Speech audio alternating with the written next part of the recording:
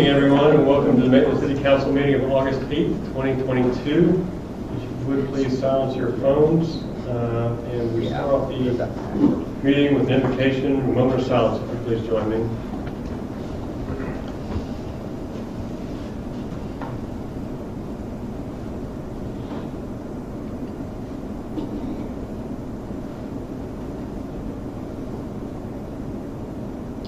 Thank you. If you would please join me with the Pledge of Allegiance. I pledge allegiance to the flag of the United States of America and to the republic for which it stands, one nation, under God, indivisible, with liberty and justice for all.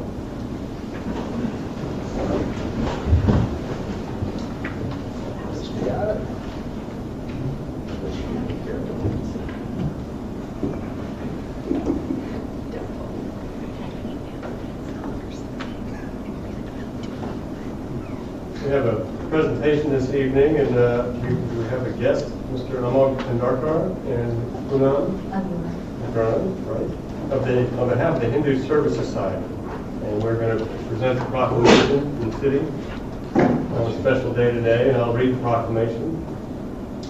Whereas the world needs to take collective action to achieve well-being of all and to realize harmony among various religions, nationalities, and races. And whereas within the Commonwealth we strive to unite all citizens of Florida to attain society's well-being, prosperity, and harmony for the benefit of all.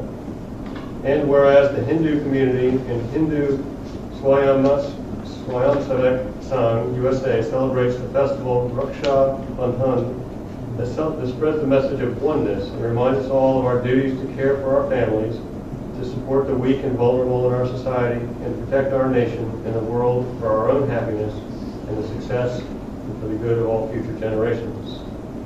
And whereas this year, August 11th, 2022, is the Raksha Bandhan Day, now therefore I, John P. Lowndes, by virtue of the authority vested in me as mayor of the city of Maitland, do hereby proclaim Thursday, August 11th, 2022, as Universal Oneness Day in the city of Maitland, and urge all our citizens to participate in the observance of this day.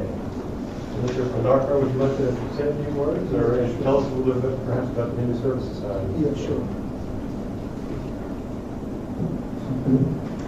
So first of all, I thank Mr. John for giving us the proclamation, and I'll just tell a brief about what is Hindu Sevak Sangha, known as HSS. So HSS is a 501c3 tax-exempt charitable organization. HSS promotes self-discipline, self-confidence, and a spirit of selfless service for humanity through its structured value education program for children and adults. Currently, HSS operates nearly around 220 chapters across USA, including 9 chapters in Florida. Among our activities, HSS conducts outreach programs to introduce Hindu values to our friends and neighbors from other faith traditions. During 2020 pandemic, HSS volunteers worked nationally in 27 states, 198 cities, serving 45,000 families. This year, at several places, HSS volunteers are supporting local governments as well as the Federal Emergency Management Authority, FEMA, in the vaccination drives in several locations. In Orlando, HSS has conducted several community events, including mask distributions in hospitals, drive-through mask distributions, and food drives for pantries. So we have a total of 3 to 4 events every year. One is Humanity for Health Yogathon, where we promote yoga among the community.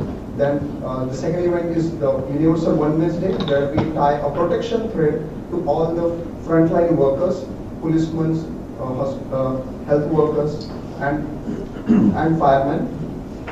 The next event, which is will come in November, it is Diwali, which is a festival of lights.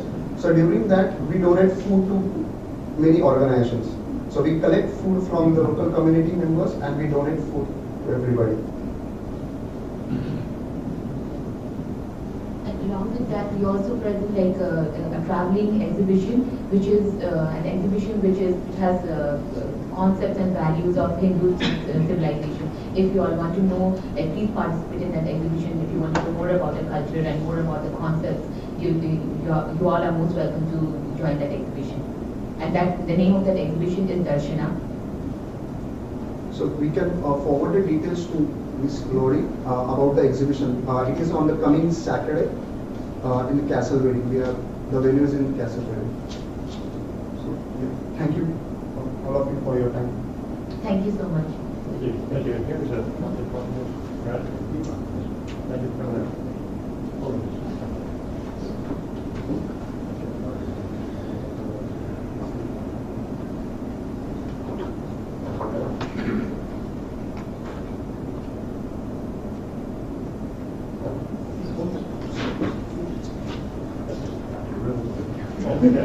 Yeah, thank you so much.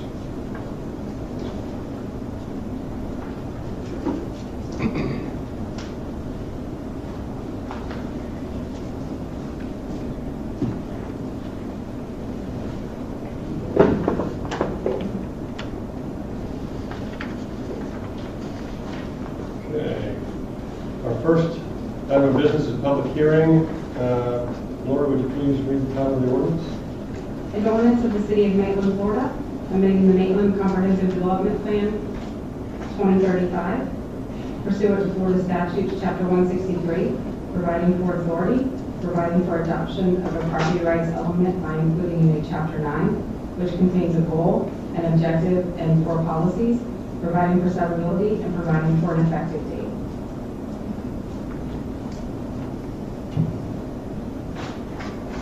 Thank you, Lori. Dan, will you introduce the item for us, please? Yes, sir. Good evening, Mayor and Council. So I'm going to go through these next 2 items fairly quickly because this is the adoption side of the comp plan amendment. But the first one is the property rights element, which was required by recent law for all jurisdictions to have them. So staff looked at several different examples around the area. We came up with one that we felt is not only defensible, but it's also found in the area. Orange County uses it and adds a goal and objective and just 4 policies. So going through the process, DRC recommended approval in this back in April. P&Z in May unanimously recommended approval. It came to council June 13th. You guys transmitted it to the state on June 20th. Between June 20th and July 20th, the state reviewed it. There was no objections from any of the reviewing agencies from the states, no comments. So tonight is the public hearing and adoption, and after that, then we'll send it back to the state, and then it'll become effective 31 days after they get the package. Okay, thank you, Dan. Does anybody have questions of Dan on this item? Seeing none, we'll open the public hearing on this item. If anybody would like to address the council, now's the time. Seeing none, we'll close the public hearing. And unless there's any further discussion, the motion would be in order. Move to adopt the proposed ordinance amending the city's comprehensive development plan 2035 to include the property rights element. I will second. All right, we have a motion and a second. Laura, would you please call the roll? Councilmember Wurzel, Aye. Councilmember Wild, Aye. Councilmember Hall Harrison, Mayor Lowndes. Aye. Okay, we're going to possibly amend the comprehensive plan again. Laura, would you please read the title of the next ordinance? An ordinance of the City of Maitland, Florida, amending the Maitland Comprehensive Development Plan 2035 pursuant to Florida Statutes Chapter 163, amending the infrastructure, potable water and stormwater subelements, and open space conservation subelements to recognize the updated water supply facilities work plan, providing for severability, and providing for an effective date. Okay, thank you. And Dan? Absolutely. Again, this is the same thing. This is the adoption of the amendment that you transmitted to the state. It is required by the statutes to update the planning period. The original planning period was 2021 to 2031. We had, or I'm sorry, 2021 to 31. The comp plan references the older dates of 2018 to 2028. So this is just an update of that. And all it's doing is changing the dates of the planning period and a few of the different elements of the comprehensive plan. Same process as the last one. It's gone through P&Z, DRC, council transmitted it back in June. State Land Planning Agency had no objections, no comments from any of the reviewing agencies. And as with the last one, it'll become effective 31 days after we send it back to the state for a complete package. So staff is recommending approval just like the last one. Okay, great. Any questions of Daniel? Yes. No questions. Let's open the public hearing on this ordinance. Anybody from the public like to address us on this? Seeing none, let's close the public period. And if there's no further discussion, Michael, make a motion. Make a motion to adopt the ordinance amending the city's 2035 CBP to reflect the updated water supply facilities work plan. I will second. Motion and a second. Lori, would you please call the roll? Councilmember Hall Harrison. Aye. Councilmember Wurzel. Aye. Councilmember Wild. Aye. Mayor Lowndes. Aye. Okay, we have one more ordinance this evening. Lori, would you read the title? An ordinance of the City of Maitland, Florida, amending Chapter 20, Water, Sewers, and Sewage Disposal, Article 1, in general, Article 2, Water, to provide for miscellaneous service charges and fees to be set by resolution, providing for conflicts, for severability, and for an effective date. Okay, thank you.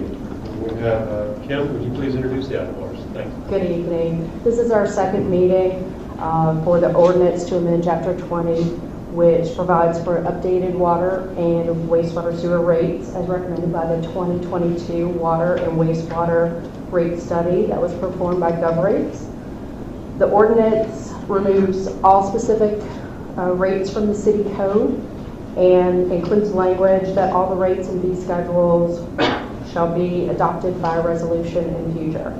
The connection fees for both water and sewer remain in the ordinance and have been updated as recommended in the rate study. The resolution to adopt the rates is on this evening's agenda and is contingent on the adoption of this ordinance. We recommend to adopt the ordinance to amend Chapter 20 as recommended by the rate study. Okay, thank you, Kim. Any questions of Kim? None. Okay, let's open the public hearing on this ordinance as well. Anybody from the, so we do have a member of the public. Yeah, just a point of Dale McDowell, 108 Tangela Court, just a point of clarification. This includes the rate increases that have been talked about in the last couple of meetings? The resolution, I believe, will include those. Yeah. But just this ordinance is not. Connection fees are included. Connection fees are in. Right. I didn't know. Connection fees are in, as Okay. part of that kind of, All right. in the ordinance And itself. so these are the same rates that the 99666, or is that, if I got that right? In the Yes. resolution. All right, thank you. Okay. Thank you, Mr. McDonald. Anybody else? Seeing no other takers, let's close the public hearing. Any further discussion? I'll move to adopt an ordinance to amend Chapter 20 Water, Sewers, and Sewage Disposal, Article 1 in general, Article 2 Water, and Article 3 Sewers and Sewage Disposal to provide for updated water and sewer rates. I will second. Okay, we have a motion and a second. Lori, would you please read the roll? Councilmember Wurzel. Aye. Councilmember Hall Harrison. Aye. Councilmember Wild. Aye. Mayor Lowndes. Aye. Okay. Is there any old business, Mr. Regenstein? No, sir. No old business to report, so let's go on to the consent agenda. Any member of council wish to remove any items from the consent agenda? There's been one small change to the consent agenda. I think it was a correction of spelling of a name. On the minutes from July 25th, when you're making your motion, please make sure you reference that you'll be approving the July 25th minutes as amended. Does anyone from the public have any comments on items 5 through 7 on the consent agenda? Seeing none, let's close the public hearing on that. And a motion would be in order. Motion to approve the consent agenda with the modification to item number 3, which is an amendment to the July 25th meeting minutes. I'll second that. Motion and a second. Laura, would you call the roll? Councilmember Hall Harrison. Aye. Councilmember Wild. Aye. Councilmember Wurzel. Aye. Mayor Lowndes. Aye. Okay. Now is the time for the public period when any member of the public can address city council, the city generally, on any item that's not on the agenda this evening? Do we have anybody who would like to address us this evening at all? I just smile and I'll spare you. Okay. And seeing no one else, let's close the public period. And move on to some decision items. We have a request for reduction of fines for code violations of 1920 and 1930 Rogers Avenue. Dan, would you introduce the item? Yes, sir. So the properties are located on 1920, 1930 Rogers Avenue, which are these two lots, two vacant lots right there. The property has a history dating back over 10 years of having repeat violations. Only the last two are the ones that are owned by the current property owner, but I show this slide because it'll give you some context about the rest of the presentation, which walks you through the process of this. So in May of 2021, the properties were posted and a notice of violation was sent back with a compliance date of May 12th. Again, in May 14th, the properties were posted and a notice of hearing was sent to go to the magistrate for two different code cases, the 1920 and the 1930. On June 2nd, a finding of fact was ordered by the special magistrate that they were in violation, and that if the property owner repeated the violations, that the city could come back in and go right to code enforcement magistrate with fines at $500 a day. October 6th, another complaint came in, and the properties were brought back to the magistrate, where he did issue a citation of $250 a day for 14 days for both property owners, which totaled $7,000 in fines. These two were under the current property owner. So in November 1st, having received no payment of the code enforcement fines, the finding of fact and conclusion was sent to the Orange County Comptroller's office, where they then issued the lien.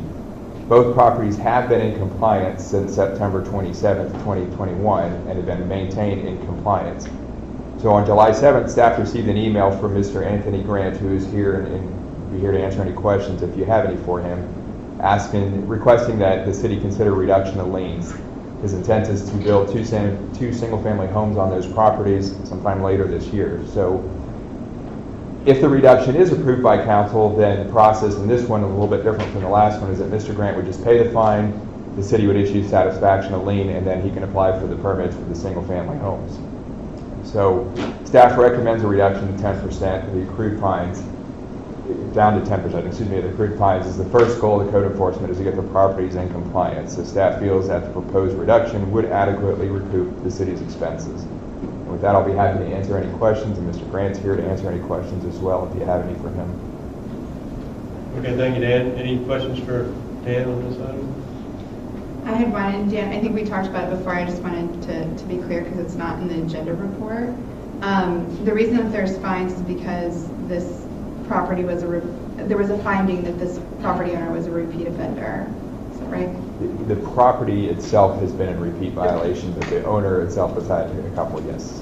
Sorry, yes. And the way the order was written is that even if you reduce the fine today, if any repeat violation comes in the next 5 years, it goes straight to the magistrate for a citation. And you knew what I was going to ask. I was going to reiterate, or I guess reiterate our conversations that were outside of this, that would still be the case after today if we choose to reduce these fines as requested, that finding would stand for that period of 5 years from whenever the finding was made, and irrespective of what we do today. That's correct. Okay. Anybody else? No?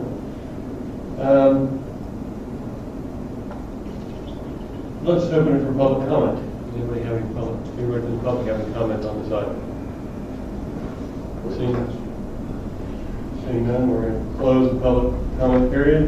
Any further discussion? I think it's worth noting, and Dan, do you mind going back to that slide that you had which showed the prior ownership interest on the property, please?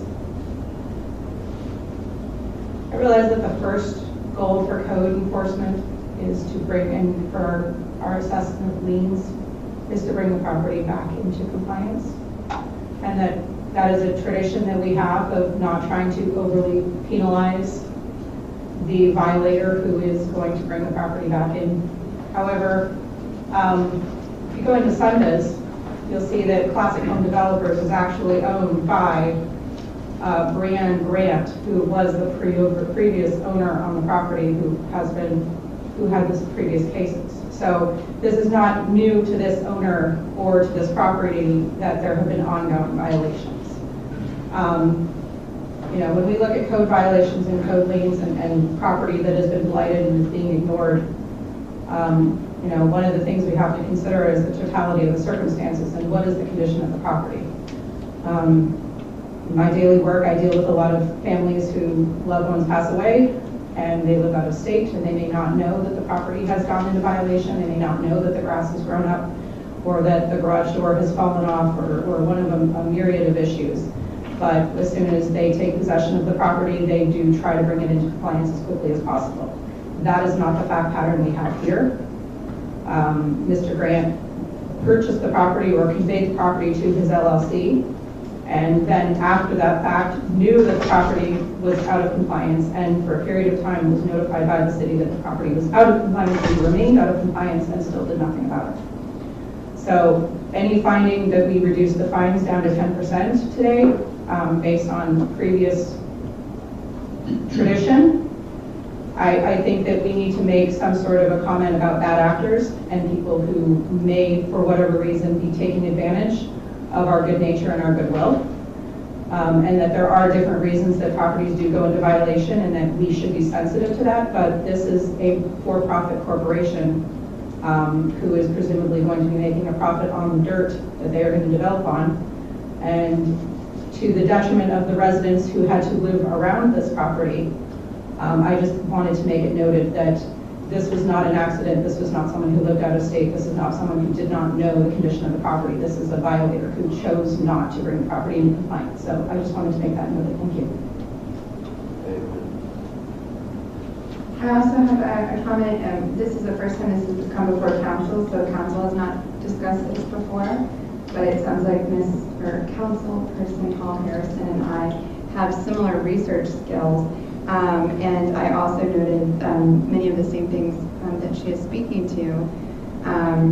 And also that part of the reasons I inquired of Mr. Mathis as I did was to ensure that if there are subsequent violations from today, assuming that the council votes to reduce as requested, that there would still be the ability of the magistrate to fine upon the first violation, assuming factual findings appropriately, is one thing that I'm considering today for that period of 5 years. Also, am keeping in mind that I also asked questions outside of this meeting to Mr. Mathis regarding the source of the complaints, because I am mindful of like Councilperson Hall Harrison said, the neighbors of this property who have complained, and rightfully so, given the condition of their property. And so I'm mindful of that as well, and want to make that clear, that it is not city officials, but rather fellow residents that have had a concern with this property and the condition that it was in. All of that said, I am ultimately, I do believe that it would be in the best interest of the city as a whole, including those neighbors, if this property ultimately is developed and is more than an empty lot. And so those are the things I'm considering today that I wanted to know. Okay, thank you. Is there any further discussion on this? Is there a motion? I will move to approve the prospective property owner's request to reduce the fine ordered by the special magistrate on September 13th, 2021, which is our case numbers code 09212361 and code 09212362 for the properties located at 1920 and 1930 Rogers Avenue to 10% of the current accrued fine amount to cover the administrative cost to the city. Okay, thank you. We have a motion? Second. And a second. Laura, would you call the roll, please?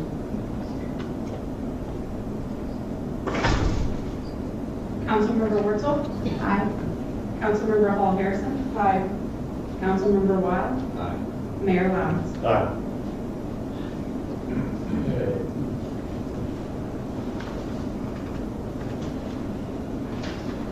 We are moving into another decision item, ordinance introduction petition 2021-03. Maitland Concourse North Lot 1. Lori, would you please read the ordinance now?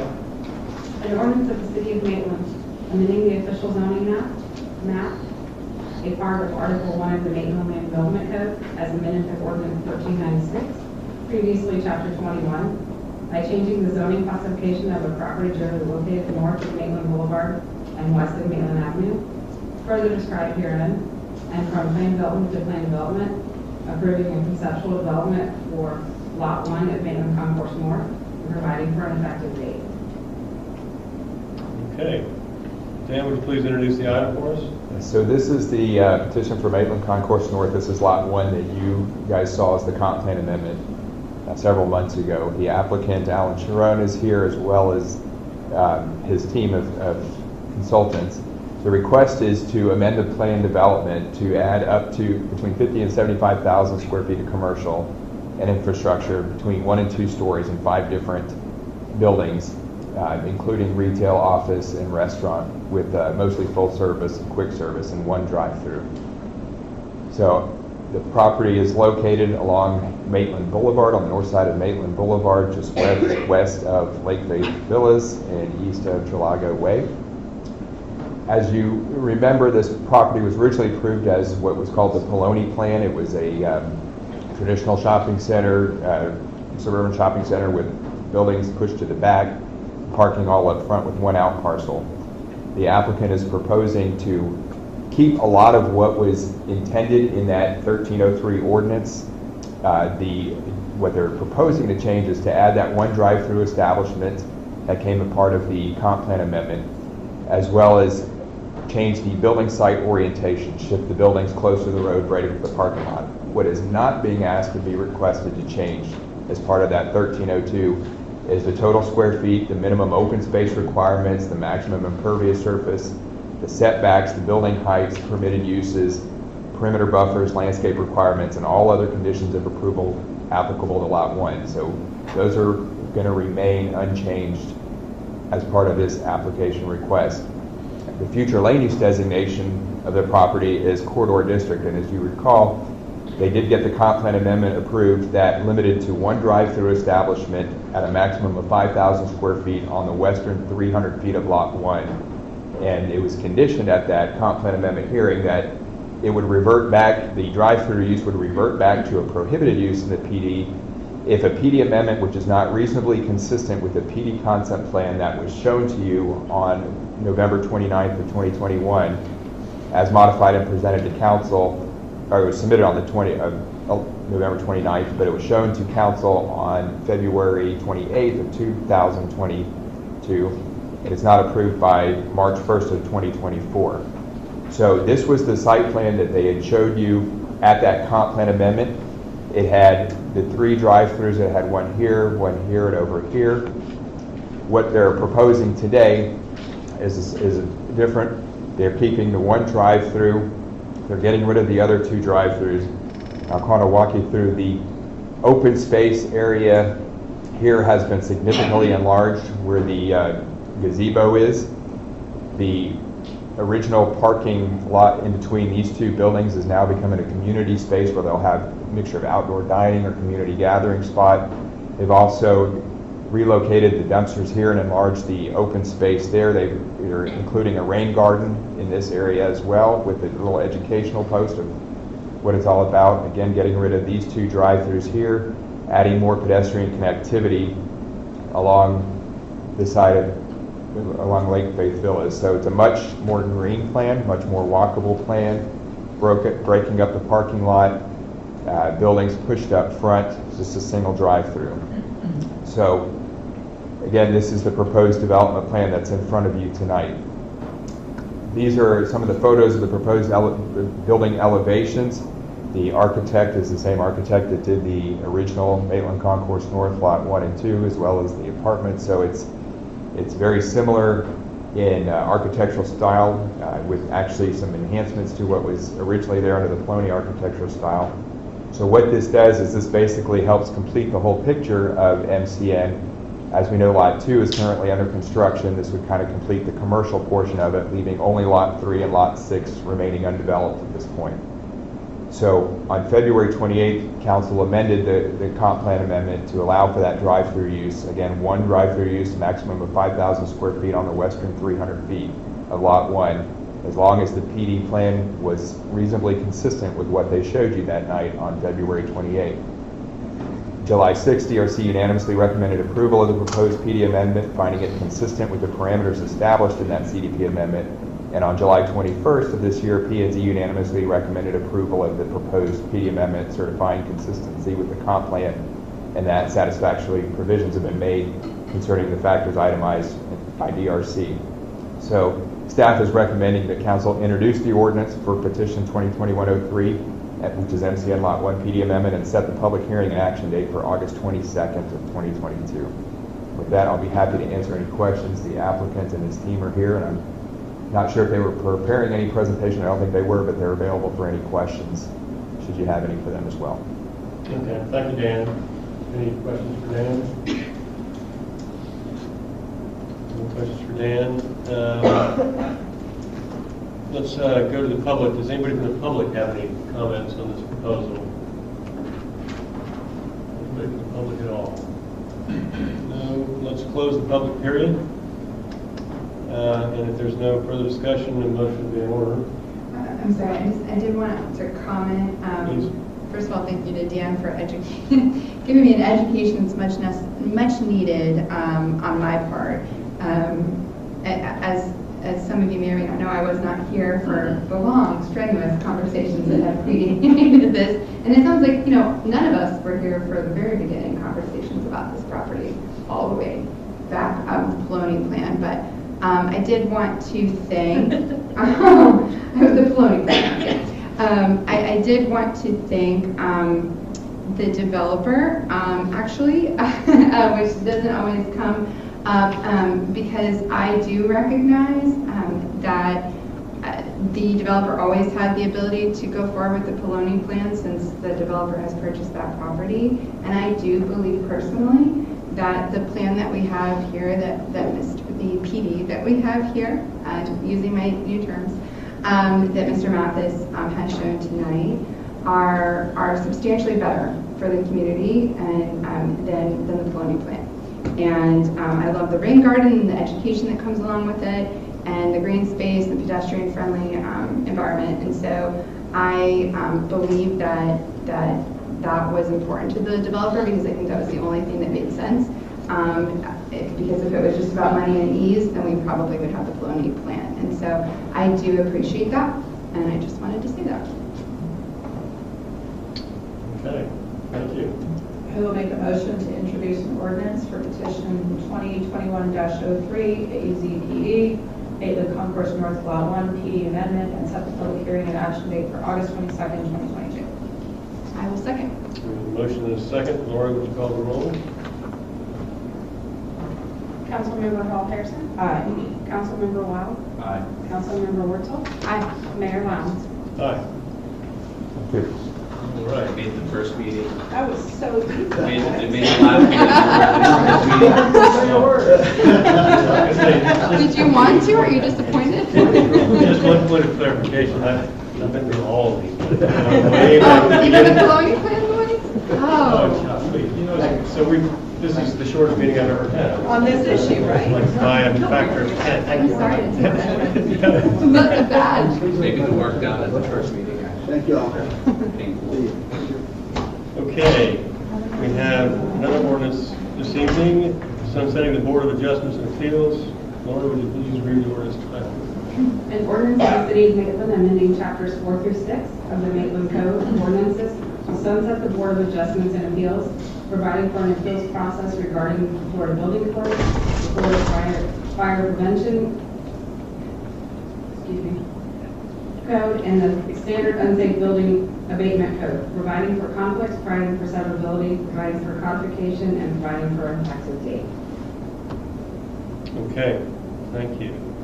Let's see, Lori or Mark, do you want to introduce the item? Sure. This basically follows the same line of discussion we had earlier regarding the BAA and the appeals process that goes to the state. The one change is that the Standard Unsafe Building Abatement Code is referenced here, which also addressed the BAA to address appeals to that code. There is not a state process for that, so if there's going to be appeals to that, the ordinance directs those appeals to go to the Planning and Zoning Commission. So since they're acting now as our BZA and Planning and Zoning Commission, they'll have the widest depth and breadth of knowledge to deal with those appeals we felt. So that's the only change. Okay. Any questions of Mark on that? Seeing none, let's go to the public. Does anybody in the public have any comment on this item? And I should note as well, going back to the previous item before Mr. McDonald gets up there, that I was remiss that I think there was another person in the room who has gone through all those meetings as well, and maybe you. Yeah, I was taller than. I would never say in the room. Yeah, we did, John and I sat through plenty of those. So Michael Watt sat through plenty of those. So Michael was a long-haired dude in those days. But in regards to this, I wanted to note the passing of unfortunately another volunteer board in the city of Maitland. That hurts my heart to see it happen. It has been continually happening over the last several years, and I hate to see us continue to lose opportunities for our citizens to participate. Thanks. Thank you, Dale. Any other comment? Seeing none, let's close the public period and bring it back up here. If any further discussion, if not, a motion would be in order. Move to introduce an ordinance sunsetting the Board of Adjustment and Appeals, providing for the appeals process as defined by the state statutes, setting the public hearing and adoption for August 22nd, 2022. I second. Motion and a second. Laura, would you call the roll? Councilmember Wurzel. Aye. Councilmember Waddle. Aye. Councilmember Hall Harrison. Aye. Mayor Lowndes. Aye. Okay. Now we are moving into another ordinance. This is another long item we've all had a lot of time to discuss. The amending chapter 11 and 18 of the regarding the Fort Maitland boat trailer parking. Lori, would you read the ordinance title? An ordinance of the City of Maitland, Florida, amending chapters 11 and 18 of the Maitland Code of Ordinances to provide for paid boat trailer parking and general parking enforcement at Fort Maitland Park, providing for findings, providing for conflicts, providing for severability, providing for codification, providing for an effective date. Okay. Thank you, Lori. Mark, would you like to introduce the item? Sure, I'll just briefly walk you through how we got to where we are tonight. At the City Council meetings on June 27th and July 25th, City Council discussed various alternatives that could be implemented for the Fort Maitland boat parking spaces when the park reopens. Following discussion at the 25th meeting, the Council directed staff to prepare an ordinance that accomplished the following items. That Saturdays and Sundays, all boat trailer parking would be charged a $25 per space parking fee. The fee would be waived for Maitland residents that purchase an annual boat pass. We would also, as part of this, increase the amount of a parking violation from $30 to $100.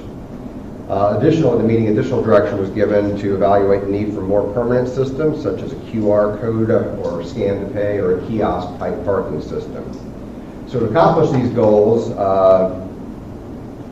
staff put together a process that is mentioned in the ordinance, but a lot of it is administrative. What we'll be doing is Maitland residents who purchase annual boat passes will be issued a trailer decal with the purchase of that pass at no extra charge. They'll be instructed on how to affix that to their trailer, affix to the back of the trailer, to allow the police department to identify the vehicle as belonging to a Maitland resident. that holds an annual pass for which no parking fee would then be required.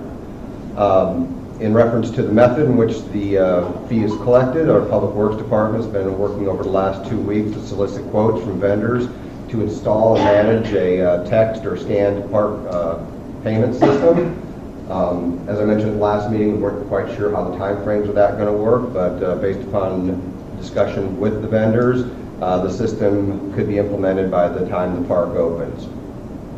Also, during a review of the current regulations for Fort Maitland, it was brought to our attention that the park hours for this park differ from other park hours. It's 6 a.m. to 11 p.m. Currently, the latest park closing time for our latest park is 10 o'clock, and that's the community park.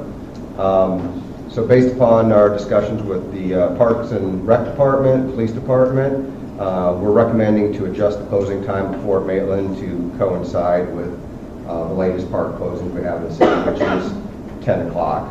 Basically, the discussion is that nobody needs to be using our boat ramp to be getting on or off the lake after 10 o'clock. Basically, everything else closes down, so there's nothing extra special about Fort Maitland and the access to the lake there. And the last thing is that we talked about in some detail is the current parking current fine for illegal parking is $30, and we're recommending that be increased to $100, which is the maximum fine for parking in the city.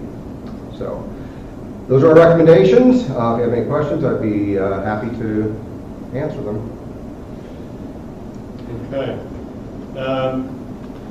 So, I mean, there's a two-part with regard to the closing time. The closing time is not in the ordinance, so that would be a separate part of the motion. No, it's in the ordinance. Is it? It's the very first part. If you look right after the whereases. Oh, you're right. You're right. Yeah, I had to look twice for it too. Okay. Okay. Does anybody have any questions, Mr. Rankin? So, could you set the fee by resolution? Could you say that the fee could be set by resolution and avoid? What I'm trying to think of is a couple things in here. I was just thinking of ways to avoid having to redo the ordinance. Do you have to, can we move the $25 fee into something that says that it can be set by resolution? I don't think that'd be a problem, but No, that's his first reading. yeah. So if you do that, we can bring back a resolution. Okay.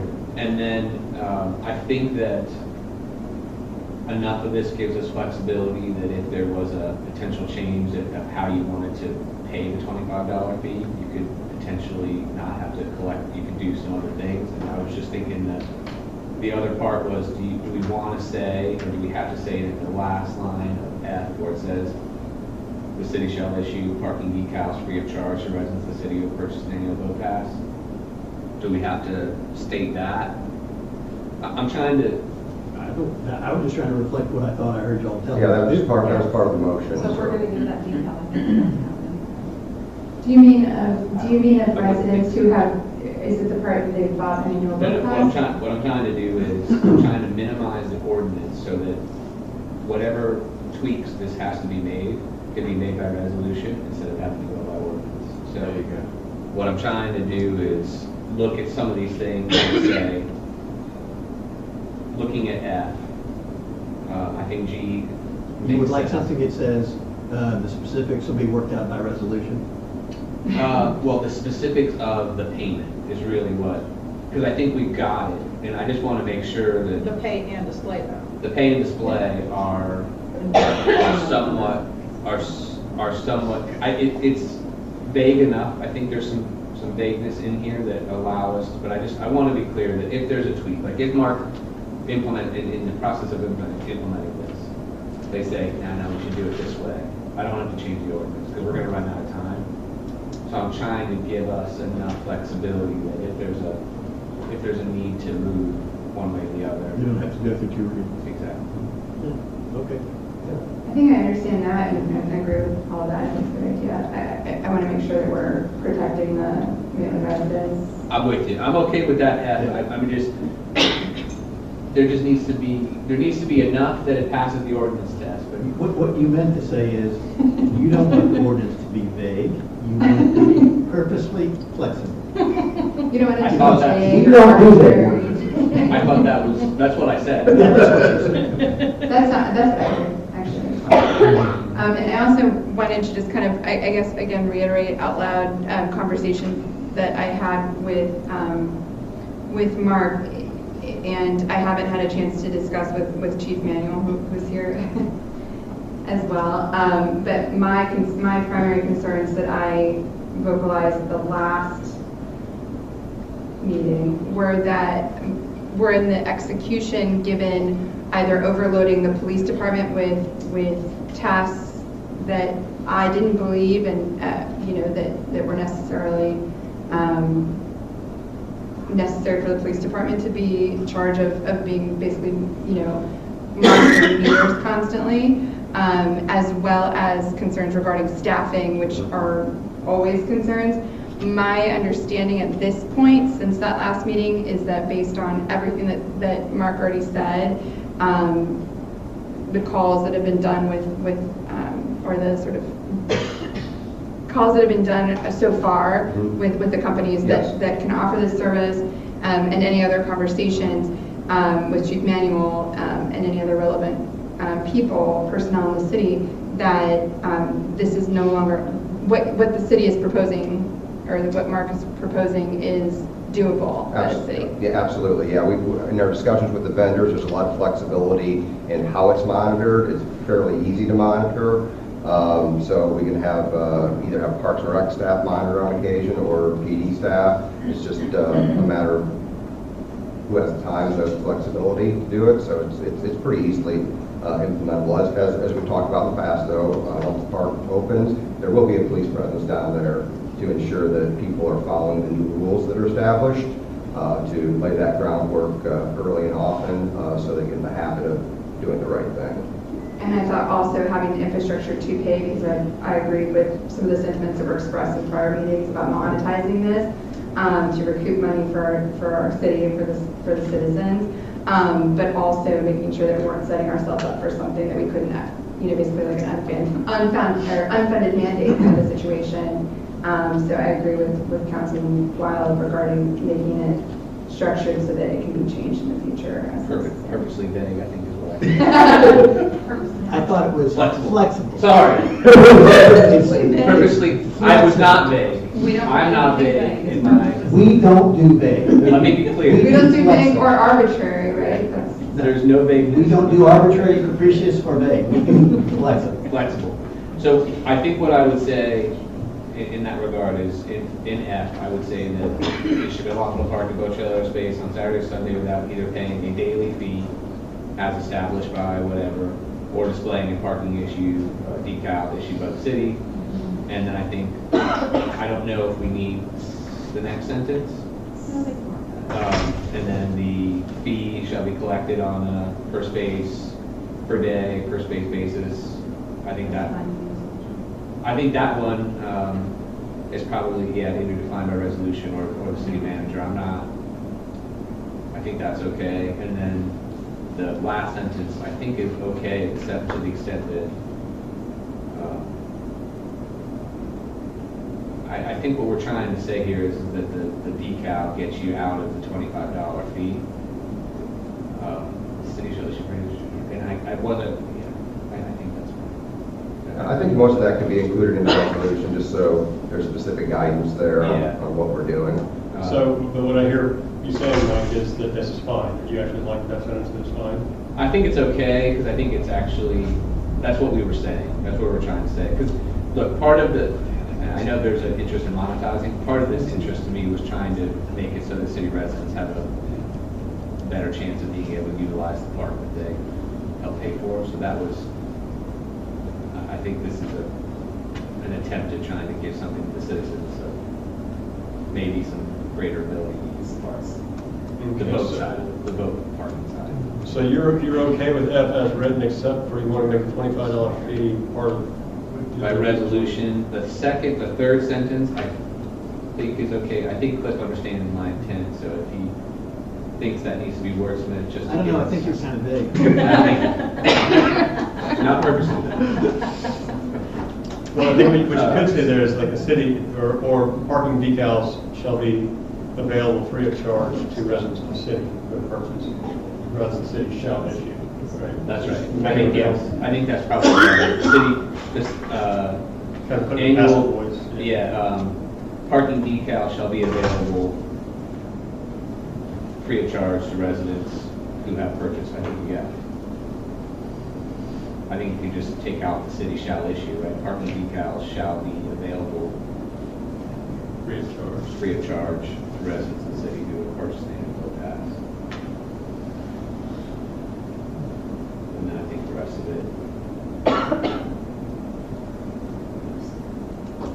And then again, I think it gives us the ability to determine how best to collect and get that $25, whether that's through a pass that is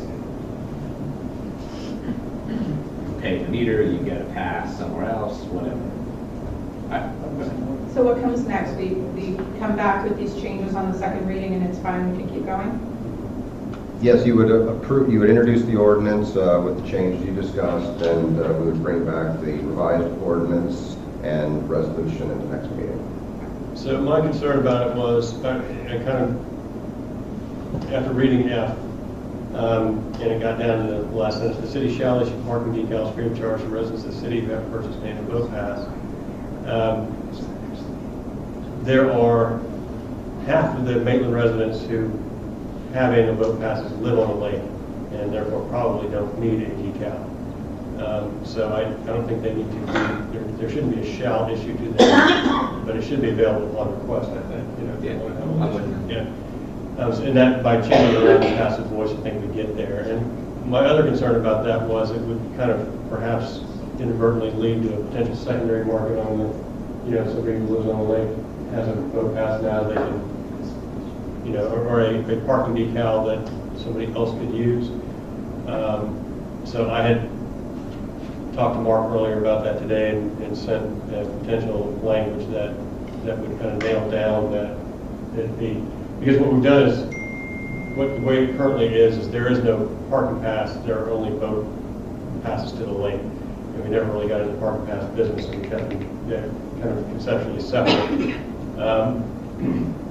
So I would have added after that sentence that each parking decal relates to the single vessel for which an annual boat pass has been issued. And the decal shall expire upon the expiration date of that annual boat pass. So I mean, because the decal is kind of, it's just out there, it's just, you know, how you get that decal is up to the city manager. The decal shall be affixed or attached only to a trailer registered to the person to whom the annual boat pass has been issued. It shall be a violation of this chapter to affix or attach a parking decal to a trailer that is not registered to the person to whom the related annual boat pass has been issued.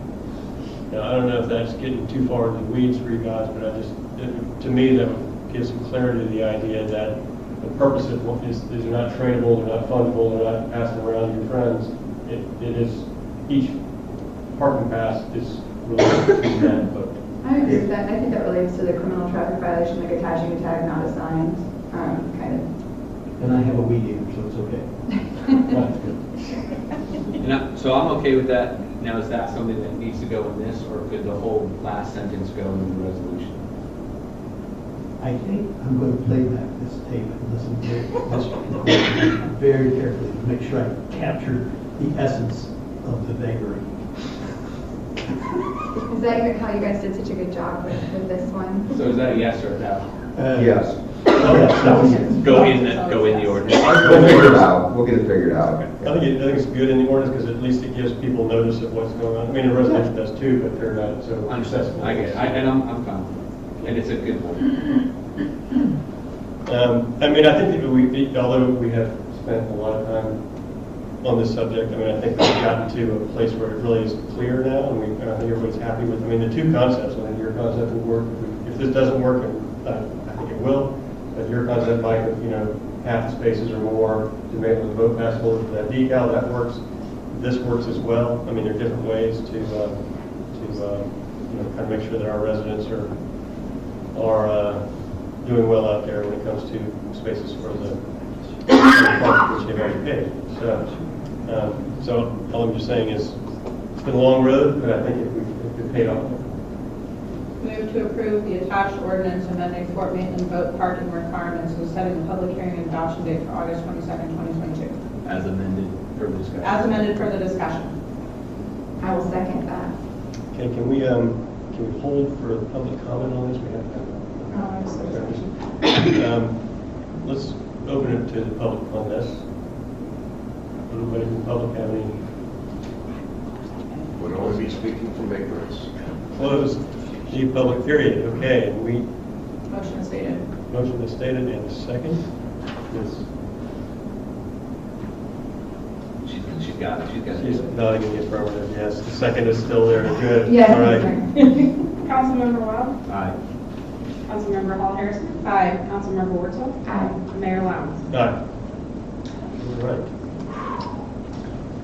Okay, we have one more item, and that's the discussion for Uptown Maitland Lot 2, 425 Civilian Parkway. Councilwoman Hall Harrison, would you like to lead the discussion on that? Sure. Yes, thank you.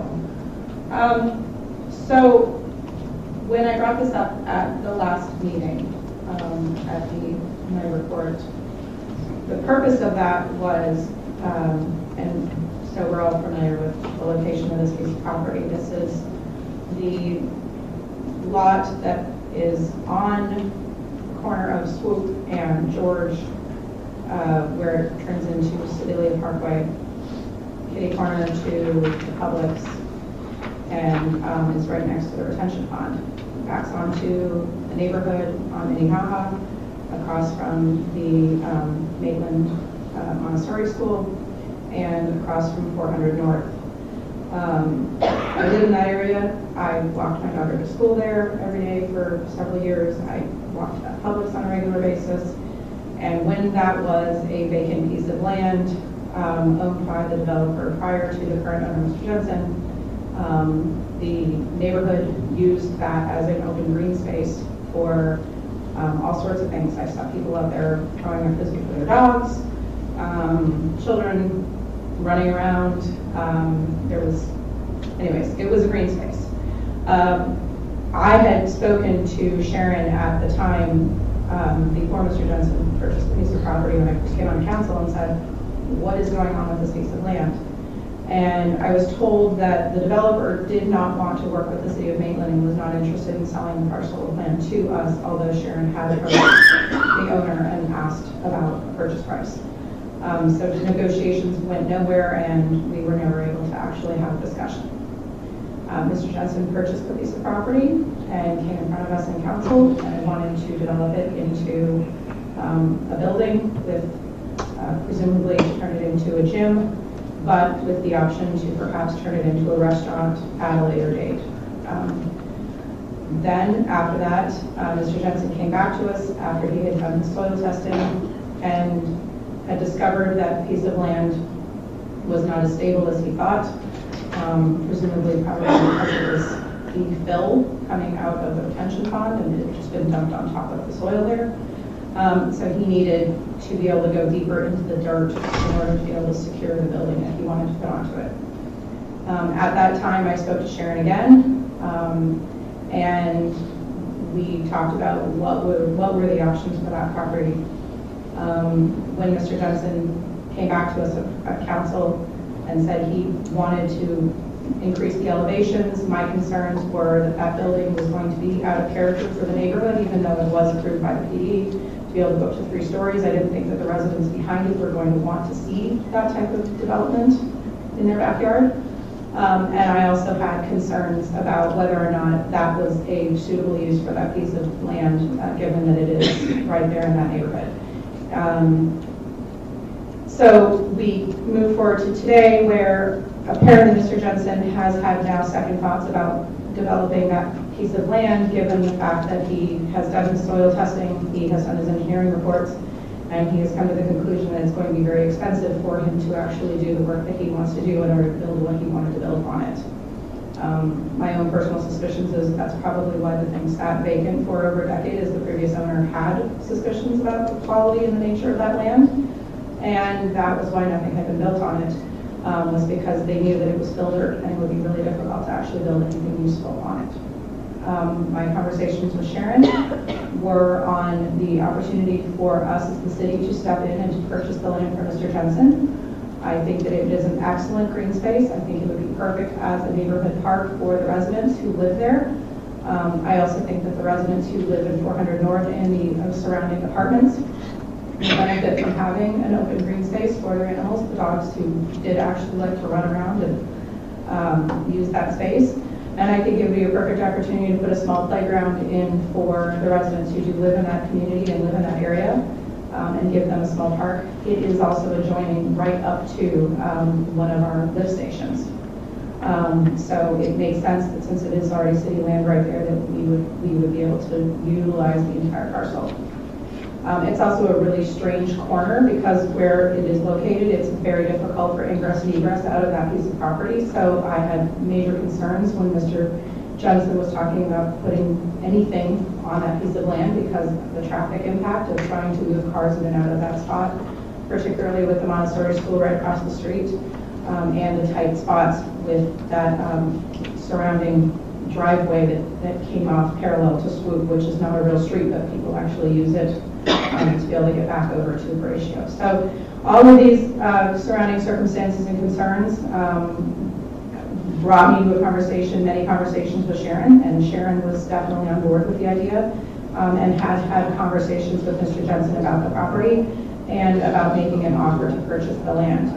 At the time, Mr. Jensen was still examining his options, and then unfortunately, Sharon is no longer with us to continue the conversations.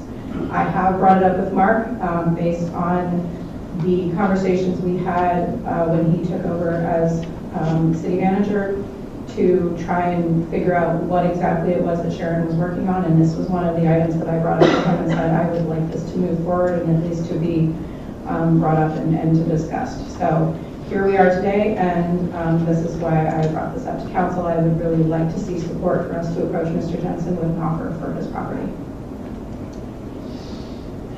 Yeah, thank you, Lindsay. I agree. I think it's a natural piece of property for a city park. I mean, it would be we have two multifamily apartments right over there, and people were using it as a park before, and it was a natural use for them, and they otherwise don't really have access to any green space. And it's not just obviously for the people who live there, but for anybody who would get over there, people who live in the neighborhood behind. So I think that's a great idea for that piece of property. I had talked to Sharon about this too back when they built and owned it, and got the same kind of response that you did, I think. And there was also some concern about the 40% variance that the contract was kind of being negotiated. So I'm all for it. I think that's a good idea, but I think it's got to be at the right price. And as I understand, Mr. Jensen bought it for $950,000 less than a year ago. On September 13, 2021, it was worth $950,000 with the idea that you could build a gymnasium, two-story health center on it.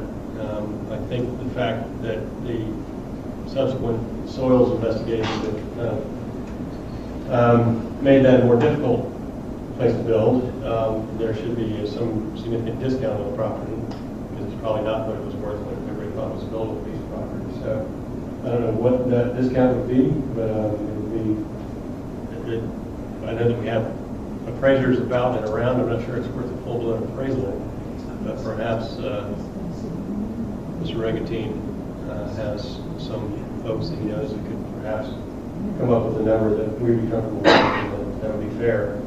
I think anytime you can add, was it 1.2 acres to the city's park manifest, I think it's a great idea. But again, it's got to be at a reasonable price. So that's where I am. I don't disagree in theory. If we could, and that was ours. In terms of the cost, and obviously, other than any cost incurred is the word I'm looking for in an appraisal, there's no harm other than that in finding out, what that cost would be, because maybe it's $5 and that would be great. But otherwise, I am long-term not likely to be inclined to support a large sum of the city's money when we have other projects such as the library and Independence Lane here that I believe should be our priorities in terms of the funds that are expended.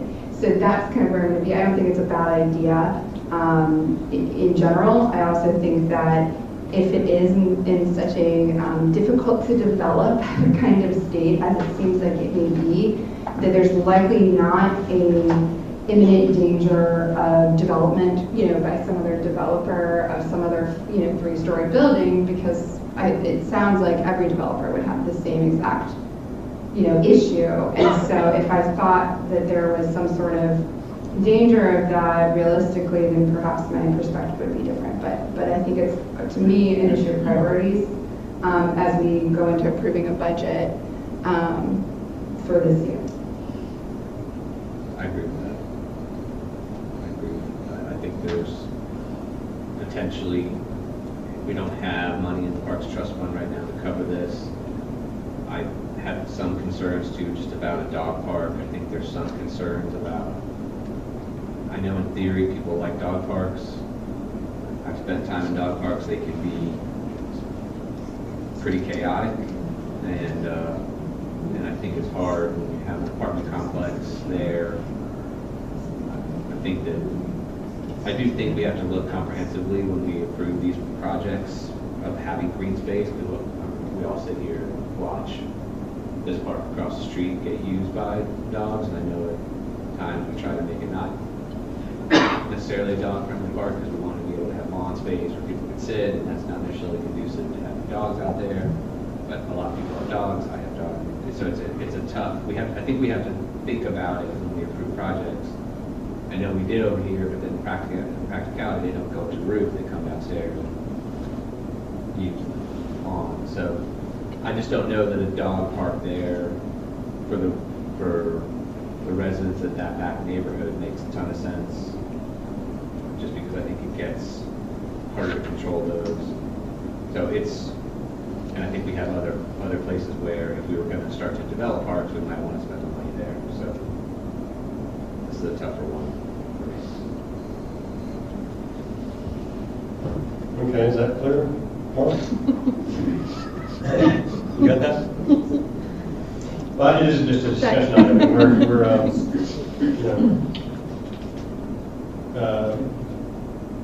I think it would be worth putting together or hearing from the owner, these involved in the meeting, and after hearing what our thoughts on that are.